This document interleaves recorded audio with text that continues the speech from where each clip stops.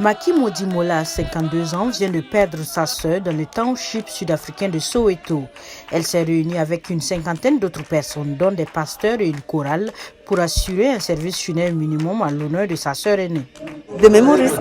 Les images que j'ai gardées d'elle, vous savez, la voir allongée sur son lit n'était pas celle que je voulais.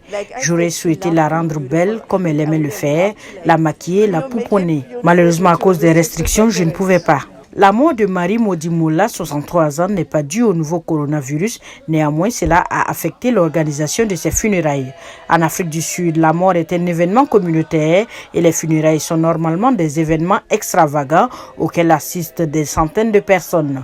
Mais aujourd'hui, seules 50 personnes sont autorisées à se rassembler. Et même des rituels comme les veillées nocturnes, la veille de l'enterrement et le lavage des corps par les membres de la famille ont également été interdits.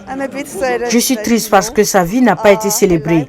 Les gens qui l'ont connue et aussi certains proches n'ont pas pu venir lui dire adieu. Les philosophes et les théologiens disent que le fait de ne pas pouvoir assister à un enterrement peut laisser certains dans l'incapacité d'accepter un décès avec un sentiment de culpabilité. Mais aujourd'hui, les entrepreneurs de pompes funèbres et autres prestataires de services, des fleuristes aux fournisseurs de chapiteaux, ont perdu une partie ou la totalité de leurs clients. En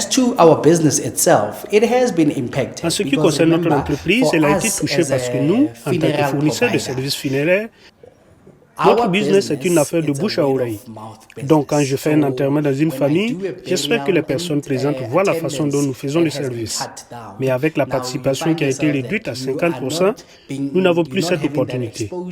La pandémie du nouveau coronavirus a entraîné une baisse d'environ 30% des revenus des maisons funèbres car elles n'assurent plus leur service à la tombe.